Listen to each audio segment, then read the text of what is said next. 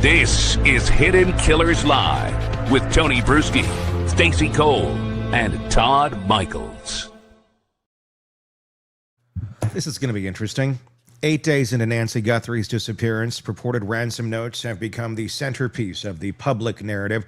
But the behavioral profile of those notes raises more questions than answers. At least 3 identical letters were sent to media outlets demanding millions in Bitcoin, containing non-public details about Nancy's home, yet providing no way for the family really to respond. The family has now gone on camera saying, "We will pay."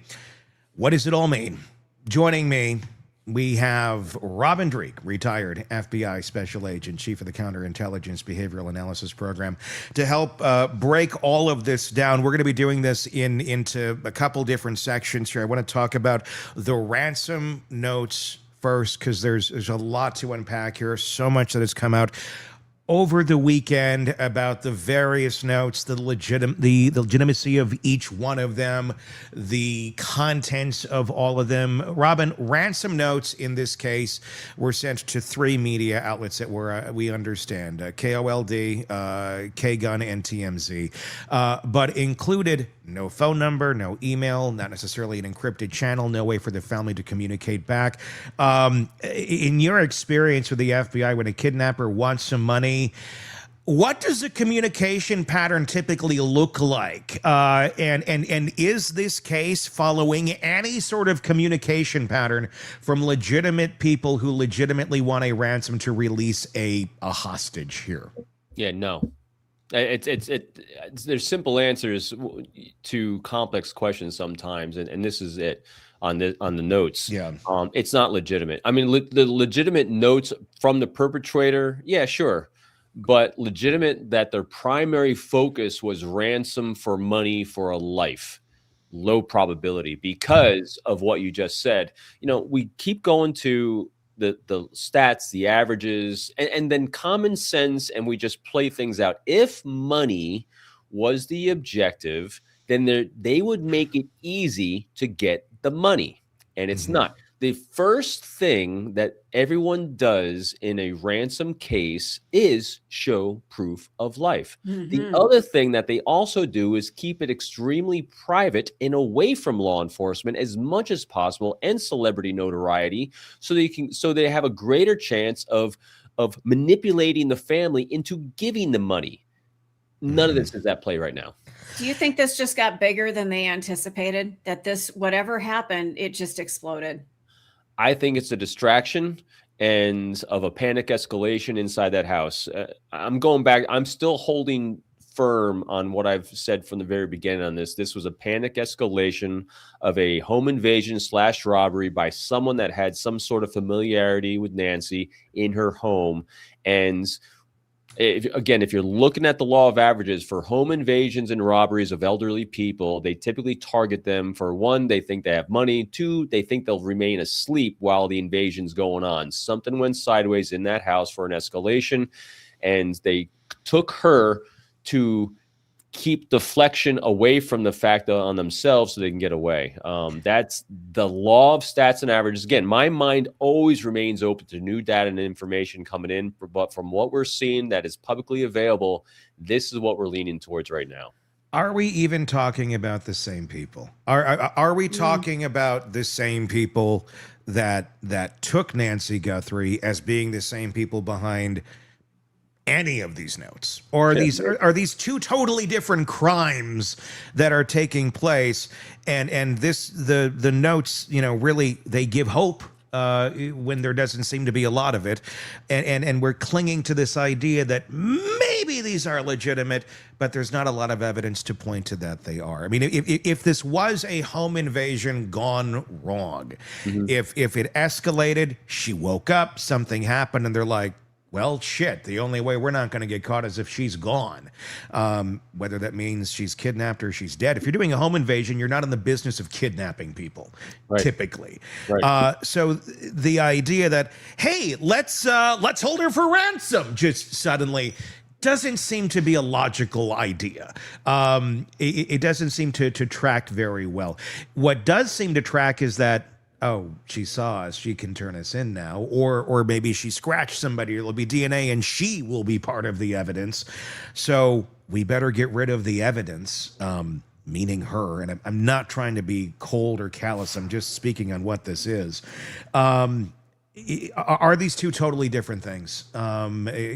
What's your take on that?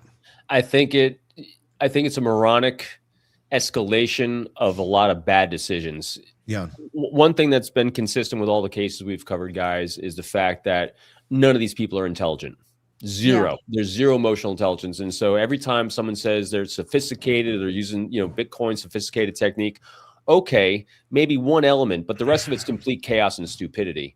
And so what you have here, and again, it's typical on cases that are similar to this, is that in a panic mode where things didn't go according to plan, and they never, ever do when you're dealing with human life and their desire to remain alive and intact, is that things go sideways. And people very rarely, especially when you have low emotional intelligence, plan for things going sideways. And so having a plan B or C, so they're improvising on the fly. A lot of times when you hit panic mode, improvising on the fly, you do dumb things like take bodies, take people, and then so again, you do your thought experiment, place yourself in the moron shoes. Moron. Moron. It's a sophisticated way of saying moron. Like I shop at the Target. Yeah, the morons at the Target. Morons. I listen to too much Audible books. And so you place yourself in the moron's shoes, and they're thinking, all right, I forgot to grab anything in the house, or there was nothing there because the daughter takes care of everything. And so in panic mode, after they depart the house, let's see if we can get something from this. Let's say we have her and hold her for ransom. Let's try to cut our losses. I can totally see this as not this sophisticated operation, but a bunch of, or a few, or even just one complete bungling idiots that tried this as plan B. Do you think that's what happened though? There's little pieces kind of hanging by a shoestring here that make me wonder, maybe this is what happened. I don't think statistically your odds are very good that the people with the home invasion kidnapped her for ransom. Right. But maybe. I mean, you have some of these notes. Harvey Levin from TMZ, they got one of the notes. He has described the note as grammatically perfect, structured, and layered. That doesn't mean a lot. Maybe it does. I'm going to run it all by you. Maybe he has Grammarly. Maybe, or just had it written by ChatGPT. Boom, you're done.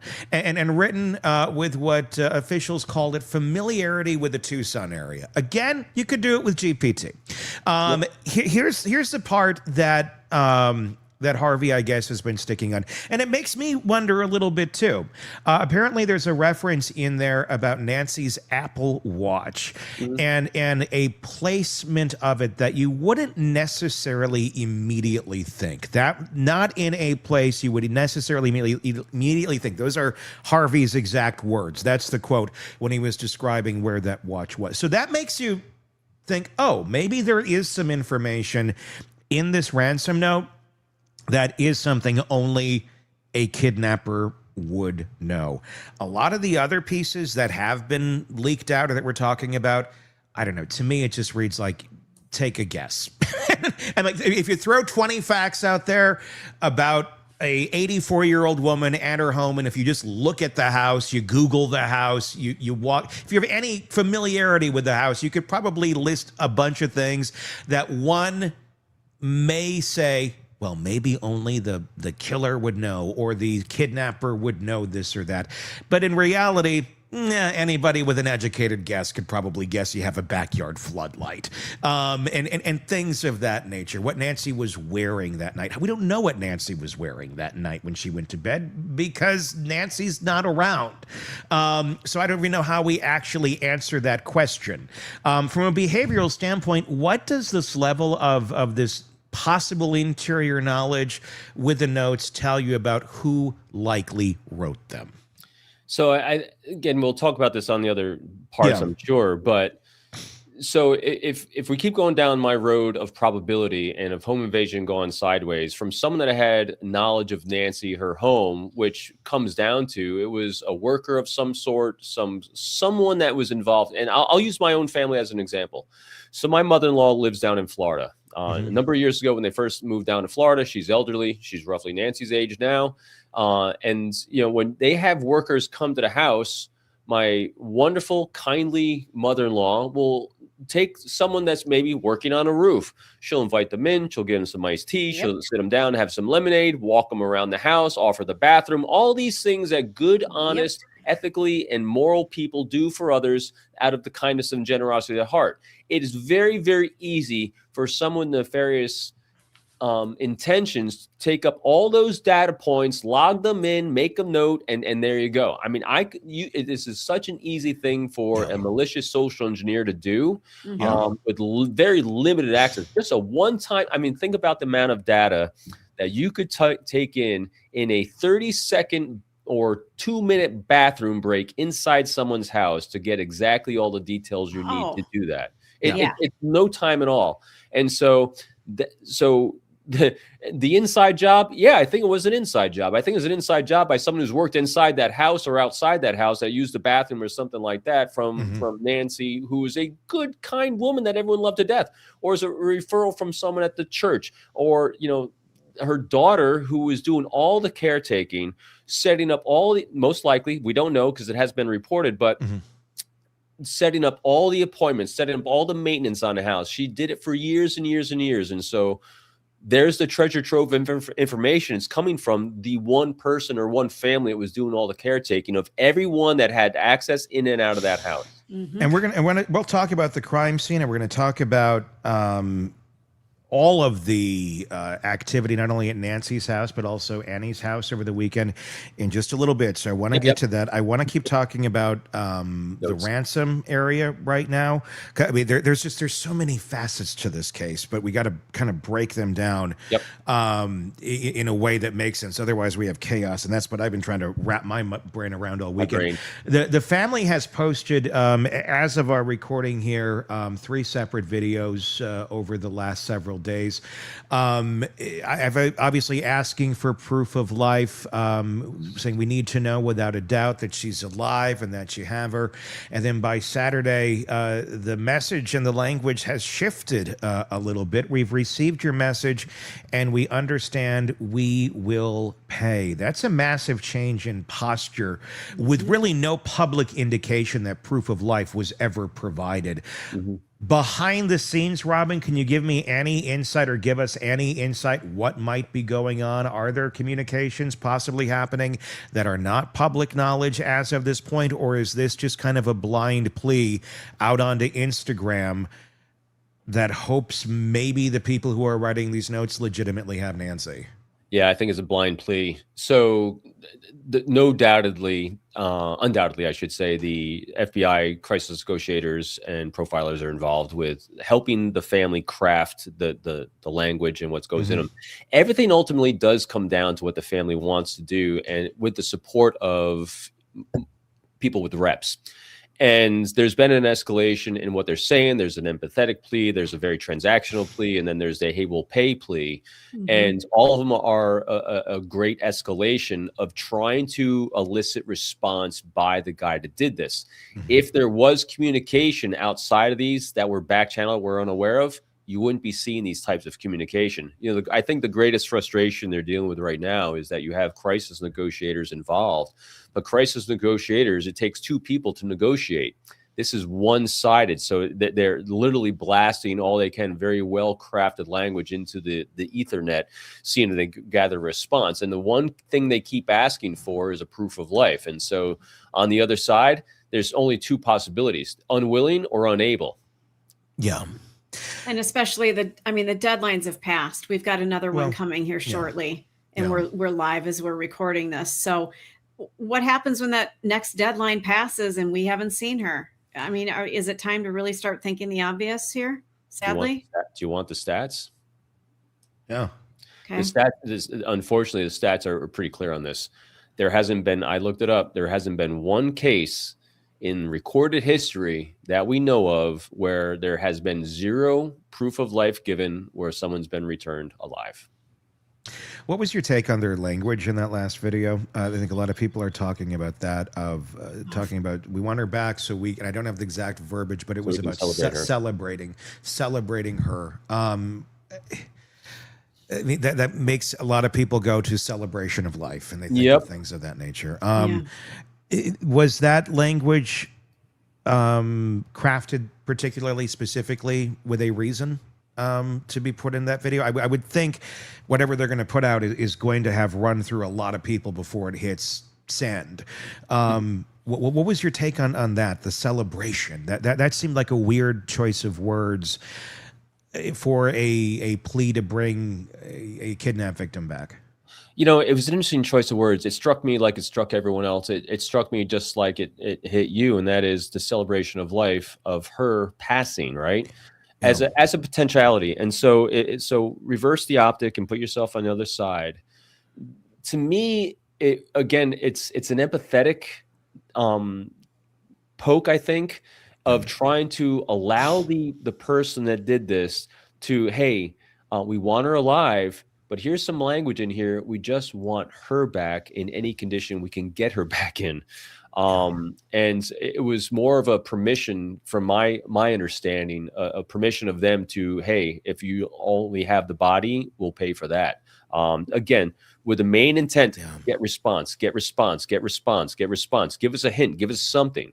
And did that "we will pay" message really mean we will pay, or is there some sort of hidden meaning to that? I mean, and I'm not trying to like get too elusive here, but does that mean something else? I know you've said, it's designed to elicit response. It's designed to elicit something from somebody. We don't know if they have her or if it's somebody that's just trying to steal money or whatnot. But we're talking $6 million here on the line in Bitcoin, reportedly. Is the deadline for Monday night, with no proof of life. Who knows how this will age, but as of right now, where it's Monday morning when we're recording this, what do you think they do? What should they do? I mean, I can guarantee everybody behind the scenes is saying don't pay it without proof of life. I don't think but it's their mom. I mean, at the end of the day, it's like it could be a complete red herring. Do you pay it? Do you let it? I don't know. What do you think?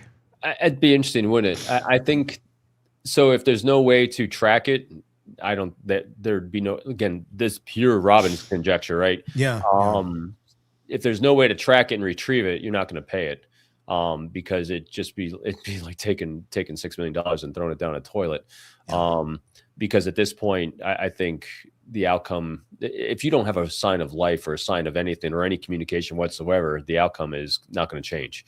And I would think the only way they do pay it is if there is a way to track it, if there is a way to have law enforcement say, go ahead, we can do something with this if you do that. I think, from my gathering from the family and from everyone involved, that we statement in there is we collectively are willing to engage and do this. We are all on board, meaning team family, team NBC, whatever it is all on board with doing this. And also you gave I thought she did a great job, Savannah did, of showing no reticence, no hesitation. In other words, hey, showing compliance and malleability to their desire to kind of out them on the fact that, hey, we're being compliant. Where are you? And that's what exactly. Where are you? Where are you? What are you? And I think anybody better be thinking very long and hard right now if they don't have Nancy Guthrie and they're trying to get money out of somebody. If there's ever a kidnapping case with the full resources of the United States federal government looking at you, if there is a way in hell to track this, and we know from any sort of regular human being using Bitcoin or some of these methods here, there are untraceable ways of doing this. But if there's some way of doing it, they're going to have that way available at this point in time. It may be doubtful that that's even a possibility. It might not be a lever that can be pulled no matter who you are. But anybody that's out there demanding money at this time, they will very likely find you. So you better have something or don't play this game. I think it's not a game. I think they're running hard. Again, I just reversed it. I think the abduction aspect of this, the ransom aspect of it, is a distraction from them running hard. Yeah. Your thoughts in the comment section on YouTube or on our Substack. Hidden Killers Pod is where you can go to get to the Substack, and YouTube, obviously. Weigh in on the conversation there. Let's move to another portion of this. The physical evidence at Nancy Guthrie's home has been the subject of intense scrutiny, not just for what investigators have found, but for what they've missed and how the scene was handled initially. The crime scene was released back to the family just one day after Nancy was reported missing, then re-entered 4 separate times over the following week. A rooftop camera overlooked for 5 days. Chain of custody questions are already being raised by legal analyst Robin Dreeke, retired FBI special agent, chief of the Counterintelligence Behavioral Analysis Program, is with us to help us break down our conversation about the crime scene that we've been looking at on a Sunday afternoon. They got into what appears to be a septic system. At least that's what the conjecture has been from everybody that's seen the video of them opening a hole in the ground. This is an area that we do know does not have like a public sewer system. Every home and neighbors have said, yes, we all have our own septic tanks. So that's likely what the hole in the ground in the pit that they were, scraping around in is. Let's just start there. Supposedly, we have no suspects. We don't have any vehicles of interest. These are the things that are being publicly said. And there's supposedly these ransom notes, and they're willing to pay, yet they're digging into the septic tank. What's going on? As they're getting more data and they're getting more likely, they're getting more people in with the experience of doing these sorts of things. They're having to go back in and do things that weren't done before, or redo things that weren't done at the level they wanted them done. Septic system, fantastic. I'm glad they're not on a city sewer, because if there was something that was disposed of through a bathroom in some way, secreted down a drain, they're going to take all the drain stops out, as well as the septic. They can examine that as well for whoever was inside the house using those things. And if it was an inside type of job of a worker or something, stuff might have been there, for last week too. So, there's a lot of possibilities. So I'm glad that we're seeing them do those sorts of things, grabbing things off of roofs. Now, the sequence of it, giving things back, there's some chaos, I think, at the leadership level of this, as we're seeing. But the fact that they're still doing a lot says a lot of good things to me. I'm glad they are. And I don't think that the main scene is really at Nancy's house. I think Annie's house is going to have a lot more at it, just because, again, it really depends on the caretaker side of an aspect of this. And I want to talk about that because there's been some reporting on this from reporters that I know and that I trust and that we know and that are good, that are not just going to throw random things out there. Ashley Banfield's not going to Reddit and running with just random shit that she finds. And some of the early reporting that was done on this, that she's gotten a lot of flack for, talks about possibly the son-in-law being looked at as a prime suspect. Now, there's been no official word of that whatsoever. That was from her reporting from a trusted source, according to her, somewhere within the ether of this ecosystem. I want to talk about that, not from an angle of, is this the guy or anything like that, but how that reporting can be accurate, and he may not be our person by any stretch of the imagination. Yeah. Whereas at that moment in time, early in the investigation, whatever day that was, like day 2 or 3 or something, that reporting came out, the investigation may have been looking at him as a prime suspect. They're going to look at family first. They're going to look at the people closest to her first. So at that moment in time, that sentence, that headline may be accurate. As investigations continue to progress, you rule people out. Mm-hmm. And I don't know. Nobody knows at this time if he's ever even been a suspect whatsoever, or if he's been ruled out, or if he's even part of the conversation of such things. But both can parallelly be true, where at a moment it is true, but it's not the person at the end of the day. That's why it's not always the best idea to run and publish that information until you actually know who truly is a long-term suspect, not just who's the flavor of the day at that moment in time. Let's talk about the optics here, because a lot of people are still looking at this going, oh my gosh, but look at all the activity at Annie's house and her husband's house. Look at, they were in there, they were taking pictures over the weekend. They were going in and out. There was, from people are speculating that there was a Cellbrite computer that went in to scan the information off the cell phones and all that. And okay, that can be true. And it doesn't necessarily mean that they had anything to do with the disappearance. You have some interesting thoughts on that as an investigator. Give me your take on that. Yeah, I thought long and hard about this, Tony, and I like that they're at Nancy's house doing a lot, because as I took a step back and said, all right, what would cause someone to do that? What would make investigators do that? And so let's look at this. So here's Nancy, elderly woman, and Annie's been her caretaker, as reported and seen for quite a while now.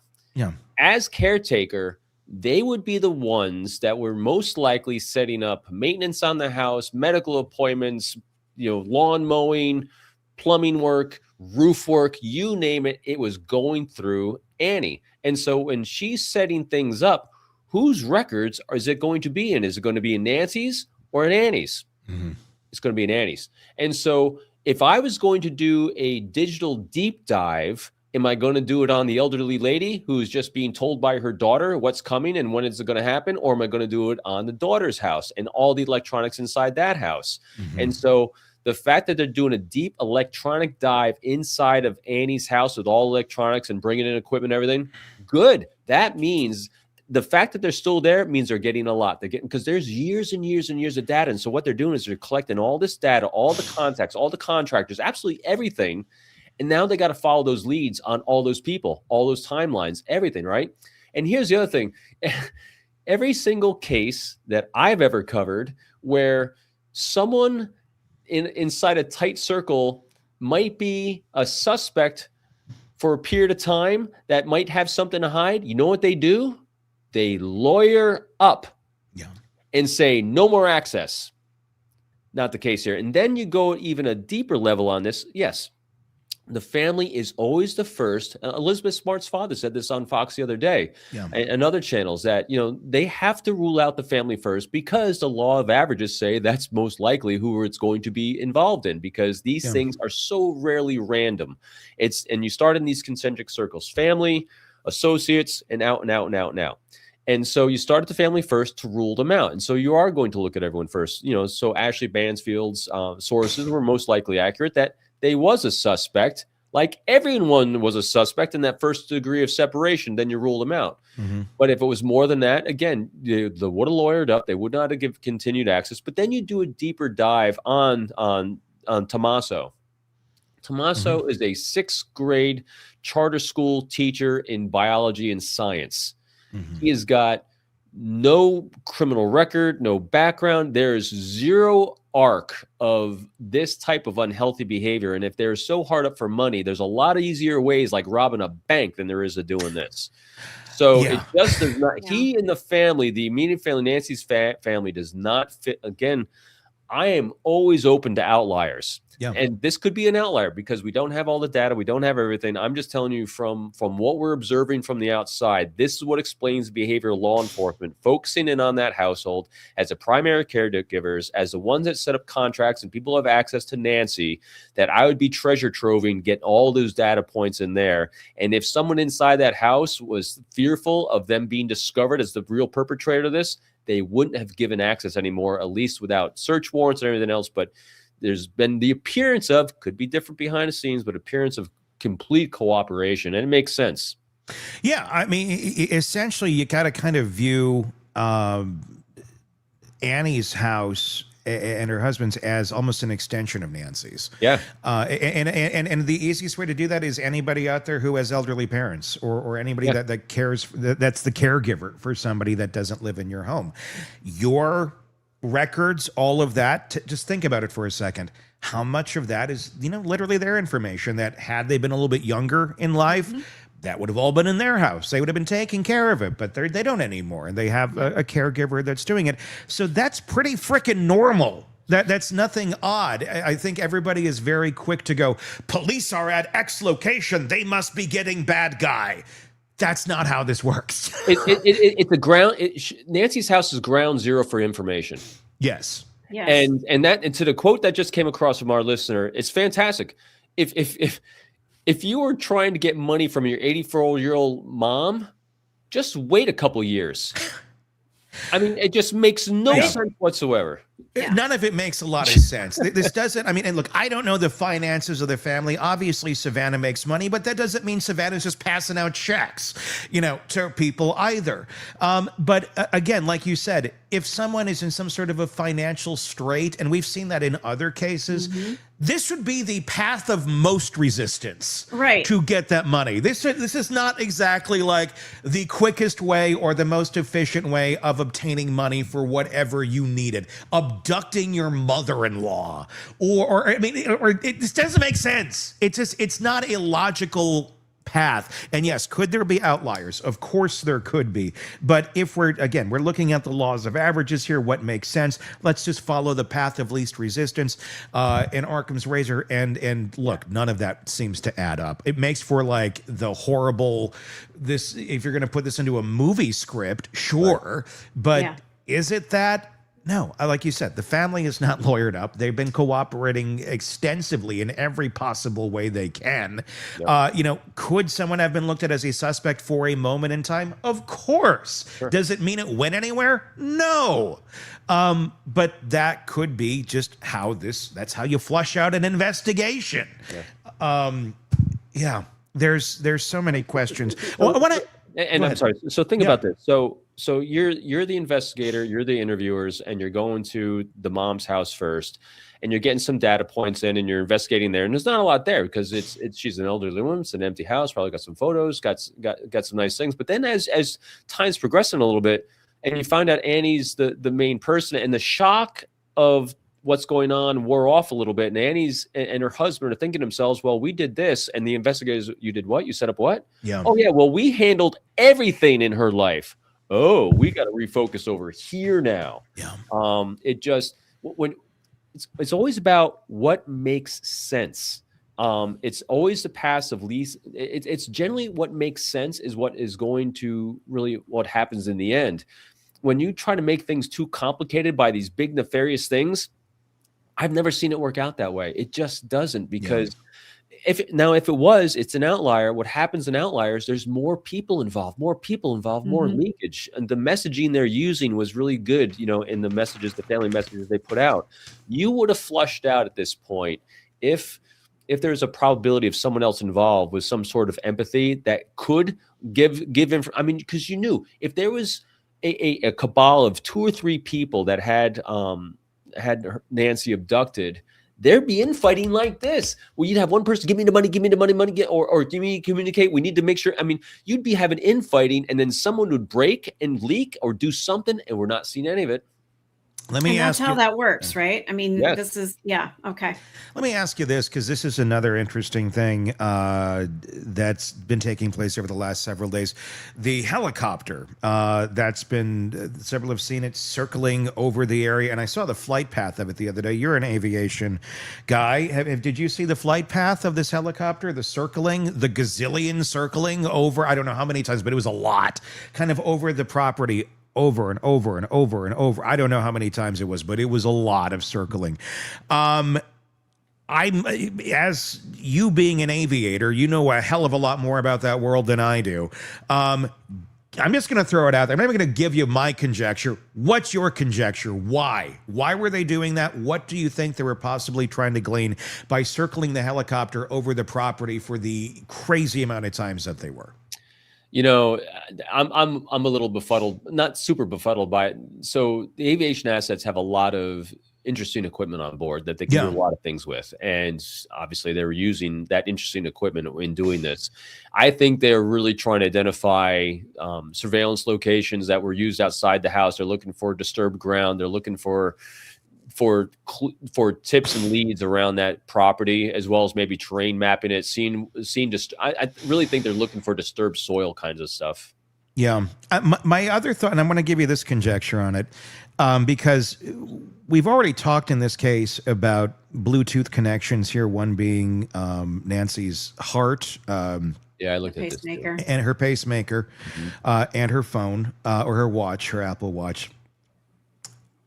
I am wondering, are they getting a signal from somewhere near that property that somehow points back to Nancy? I looked at this. Yeah, okay. Give me your thoughts. So, when you're dealing with new situations, it forces you to innovate in ways that you never thought of before. And so, and I'm sure a lot of people have looked at this too. So, pacemakers cannot be used as GPS devices, but they do give off signals and do automatically connect to a device if they're within 100 feet. I think it's around the max range of that. And so it's going to really depend. So, because I was really looking at, is there a way that they could actually roam that property and use something to actually trigger a download if that pacemaker, well, it won't get gruesome, but if that pacemaker is anywhere around on that property in any way. The jury's out on it. It would do a download to like her watch or her synced device, because so here's the bottom line. The pacemaker does not stop working if the patient stops working. Correct. And so there is a possibility of being able to, I think, with a lot of good science at it, might be able to do something with that, maybe, but there would have to be really, really close proximity. I don't think a helicopter overhead would be able to do anything with that. It makes me. I mean, it's not like Nancy is a cell tower, you know. No, like, she's not going to ping. Like you're kind of landing and you're like, it's supposed to be in airplane mode, but I got a signal, you know. Right. It's a very, very low energy ping, not even a ping. It's a low energy download that happens when you're in a close proximity. Because remember, they don't open up the heart every couple months to replace the batteries. It's a Bluetooth connection. I mean, it's like it's you walk across your house and your music stops playing. Oh, I'm too far away from the Bluetooth. Right. It's the same principle. Yep. Your thoughts, everybody, thus far on the conversation, give it to us on our Substack, hiddenkillers.substack.com. You can join us there. It's free to join right now. There's no fee. Everything is accessible, and you get all of our reporting a day in advance. I'd love to get your thoughts there. Also on YouTube, Hidden Killers with Tony Bruschi. Find us there and weigh in. Let's continue the conversation here about Nancy Guthrie and what is going on right now. What we're seeing versus what we're being told officially hasn't lined up very well. But that doesn't necessarily mean a whole lot. As of right now, as of this recording, we're being told there's no suspects, no person of interest, no vehicles connected to Nancy Guthrie's disappearance. That's what the Pima County Sheriff's Department has said publicly as of right now. I wanna start there. With them saying no suspects and no vehicles of interest. I thought that was an interesting antidote that was added in there as well. That was in a statement that they released online in lieu of actually giving a press conference. Thank God, because I think Nanos should probably step away from the mic. Step away from the mic, Nanos. Please step away from the mic. Just for the integrity of your investigation and your own future.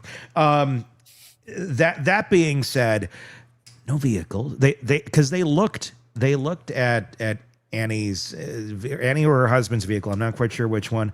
They're looking at the house, and we were just talking about that. But it's interesting that they threw that into this conversation of vehicles, and they're saying no suspects. Okay, so that's what's been going on. But this is, I mean, obviously investigations. The public-facing side of it, they don't have to tell you that they know anything or that they're looking at anybody. Look at the Kohberger case. James Fry was saying right away, we have no suspects, we have no leads. They were already following Brian Kohberger back to Pennsylvania when he was making that statement at that moment in time. They already had his name from the DNA that they discovered on the knife sheath in that case. But they're publicly saying, we don't know anything. And they can do that. It certainly may have credibility issues when you go back and reconcile it, but it is what it is. It's protecting the integrity of an ongoing investigation. What can you speak to there when they're telling us this publicly versus what may actually be happening behind the scenes? Yeah, typically law enforcement will tell you they have nothing and give you very little so that the person that they actually are tracking doesn't, dig a hole deeper to hide. Sure. Yeah, and that is very typical in this one. But to say they don't, so here's what's interesting. They say they don't have any suspects or people of interest right now. Absolutely, they haven't zeroed in on someone. But based on everything that we're talking about and the fact that they're looking at we're looking at probabilities at this, because of the level of detail they knew about Nancy and they're able to share in the cryptic messages they have. This wasn't like here's what, very low probability. This was a random home invasion gone sideways. It was a targeted home invasion. And most likely, if we're looking at averages, this individual or individuals that did this had access to Nancy's house sometime, most likely in the last 6 months, a year at the most. And so what they're doing is they're going to Annie's house and getting all the data of all the people that they had contracted, taking care of Nancy and all these things in the last 6 months or year. And now they have a pool of people that they're now investigating. I have a high suspicion and probability that they actually do have the name. They just don't know which one it is. Yeah. In this big pool. Could have just even been somebody who came to deal with a clogged pipe. Anyone that had access, that had enough observation skills and knew what they wanted to use in the last 6 months, that had it doesn't take long. I do this all the time. I walk in someplace, I watch something on TV, and when you are present and baseline, things stick out the norm from you and you just remember them. And so it would only take 30 seconds to a minute or two of someone having access to Nancy inside that house to grab enough data points to be able to use in a message to say, I have her.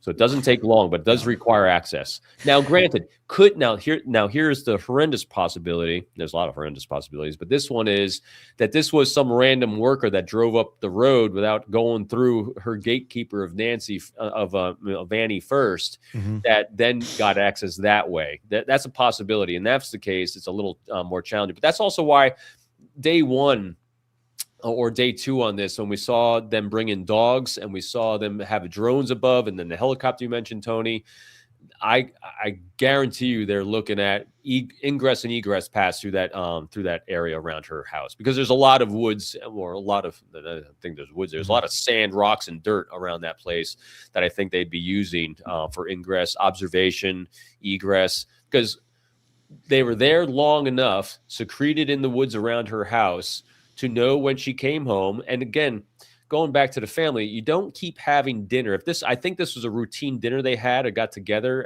to play cards. You don't have a pattern of healthy engagements with a family member if there's resentment there. Right. And so you don't keep getting together with your mother-in-law if you hate her guts and, and then drop her off at home. And then, so it had to be someone watching, knowing that pattern behavior, using that evening in particular, and they hit it. So they're going to be looking that area around there, because as we've seen in other cases, people do stupid stuff, especially on egress. Brian Koberg left a knife sheet when things went sideways and chaos ensued for him. And same thing during this escalation. When things went sideways, that's when stupid people even get stupider. And they leave shit behind in the woods, whatever it is. I don't think it was a game of Royal Rummy gone bad, where, damn it, she won all the pennies tonight, and then, let's go kill her. I mean, that just doesn't make any sense. No. So if we, for the conversation here, because we don't know anything, if we were to say, okay, family's out of the picture here, this is not somebody that did it from the inside in terms of the family doing this. If this is somebody on the inside of the circle of help, of contractors, of people here and there that had something to do with this, What do you think the goal was? I mean, the idea of this being a kidnapping for ransom, again, it is a huge outlier. That's not a common thing that happens because it's not usually successful in any. If you want to get arrested and go away for the rest of your life, go kidnap somebody for ransom. Exactly. And especially see how well an that 84-year-old. Yeah, see how that works out. It's not a modality of most criminals. Home invasion on the woman who has the $1 million house, who has the famous daughter, who would likely probably have some valuables there that could be easily snatched up and taken. That might be an attractive target for somebody. Yeah. And it doesn't take a whole lot of planning to think that, gee, there might be some accessible things there. And the worst case scenario I have to deal with is, amateur hour security, which is a Ring camera. If that wasn't even on or a Nest camera that's not even on a subscription, which it wasn't. It seems like it could have been a fairly easy target for a home invasion. There's not a lot of home invasions in this area. They have a fairly low crime rate. But if we're to look at who did this, and let's say it is somebody who did have access or knew about how to get access, was the goal kidnapping and ransom, or was it home invasion gone wrong? Law of averages is home invasion go wrong. So let's look at this one. So here's my conjecture had of what I'd be doing as the investigator right now. So you have this event right here, and you have someone who obviously put some planning into this to some extent, where they had access to Annie, had access to the house. Not Annie, I mean Nancy had access to the house, and maybe some reps. It looks like this was not like their first rodeo of having done this, but maybe it's the first one where it went sideways and the suspect died or had an issue or found them out alive. And so what I'd be doing now as the investigator is, after I'm collecting all this treasure trove of data points from Annie's house, of all the potential contractors and people in and out there, I'm now going to cross-reference, as I'm looking up all those people, I'm going to cross-reference all the work that they've done in the last 5 years. I'm then going to cross-reference and overlay that with robberies that have taken places that seem to correspond to where these people have been. Because if this was not the first raid, remember, everyone doesn't go from 0 to 100. Right. The likelihood of this home invasion trying to get money from the elderly old woman that is actually a relative of Savannah Guthrie, that fits a plausible scenario of who would be targeted. So there'd be other people similarly with a similar home, similar lifestyle that would have been targeted by a group like this in the past. And so I think being able to cross-reference and overlay that potentiality is what they're also doing right now.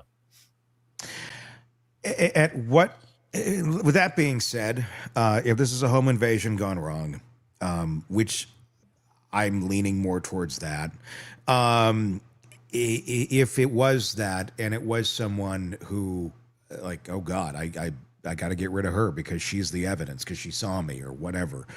And there is no kidnapping. There is no. If we're going to assume here that these kidnapping and these ransom demands are really a completely separate crime, have truly nothing to do with Nancy Guthrie other than in name, and people trying to be opportunistic in a real sick way.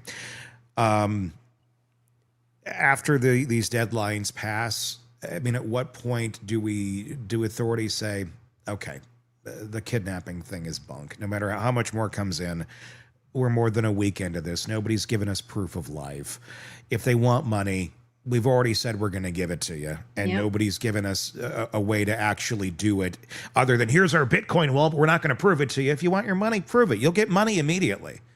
Like they've already said they'll do it. If you have her, the window's open, the ball's in your court. But if you don't get any of that, I mean, we're really, I mean, I'm not trying to be dark, but it is what it is. We're looking at a real possibility here that we never truly find out where she is, that they never get her back. I mean, and I think we're also looking at the possibility here is they're 60 miles from the Mexican border. If somebody did this, that doesn't want to be caught, you could easily be gone by now and will never be found again. Could we end up going down that road pretty quick? It's possible. I think it's definitely possible. Unfortunately, when you're looking again at the probabilities of what happened and the outcomes, I think we have a decent probability of zeroing in on some potential people that did do this. but where they're at and being able to find them, that again comes down to that border issue being so close. It might have been also why this area is targeted because of that. Again, I don't know what law enforcement knows on that, but that's what I'd be looking at is what workers in this area have just overlays with patterns. And just probability of her.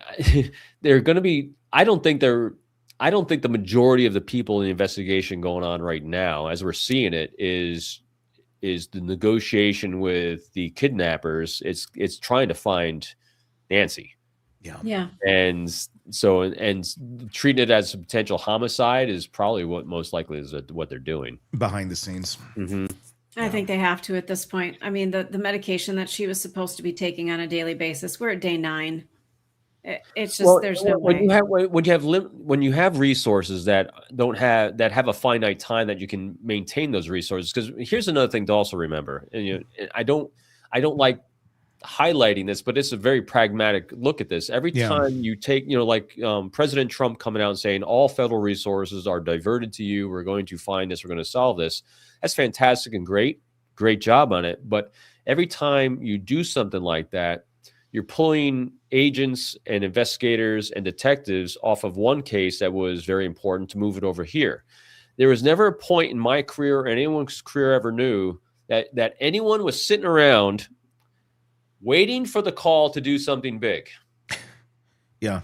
No, everyone is doing big shit every single day and investigating a lot of important people, homicides, missing children cases every single day.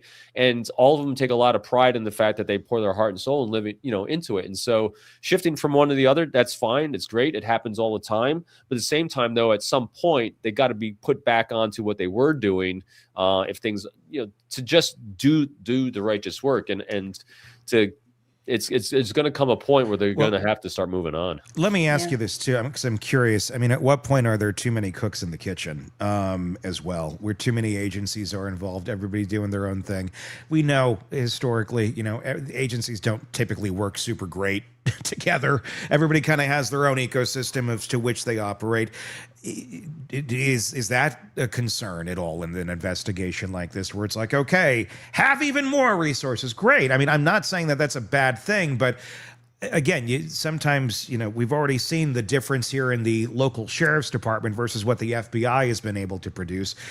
If we add more into this, does that muddy the waters of an investigation in any way, shape, or form?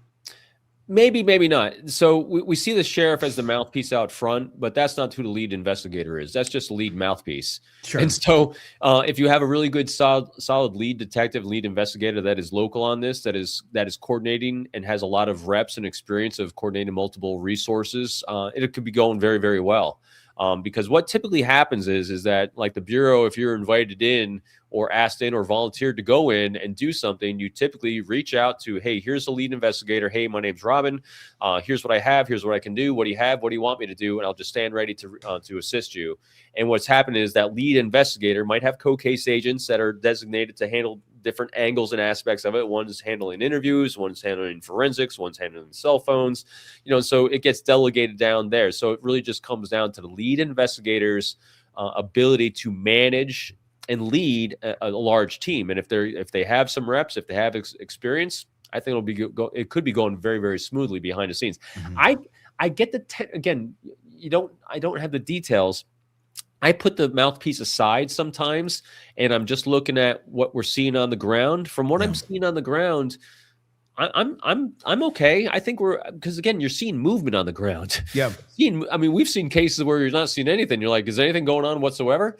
This one, we're seeing a lot of movement. That's good, as long as it's all coming into a central hub to be digested, analyzed, and then sent back out again for more follow-on. And so that's kind of the unknown right now, because we aren't talking, and rightfully so, to the lead investigator on this.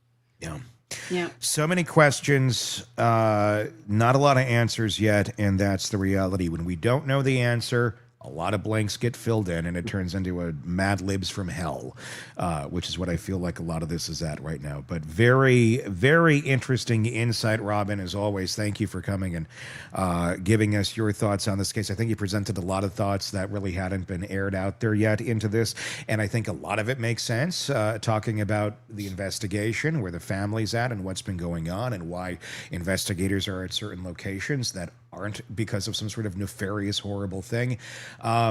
This family is living through hell right now, and I hope to God they can get to some sort of answer, because it's the unknown. It's the unknown that is the worst for everybody in this. Robin Dreeke, retired FBI special agent, chief of the Counterintelligence Behavioral Analysis Program. As always, thank you for being here. Robin's latest book, it's right here. It's Not All About Me. Available wherever you get books. Go check that out right now. And he has a ton of other ones too.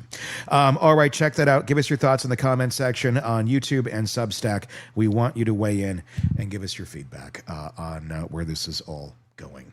We'll continue the conversation there in the comments. Press subscribe on Apple Podcasts. Leave us a review as well, so you can take us with you on the go and not miss any of our coverage. Until next time, for Robin, for Stacy, and Todd, I'm Tony. We'll talk again real soon. Want more on this case and others? Then press subscribe now and don't miss a moment of true crime coverage from Tony Bruschi and the Hidden Killers podcast.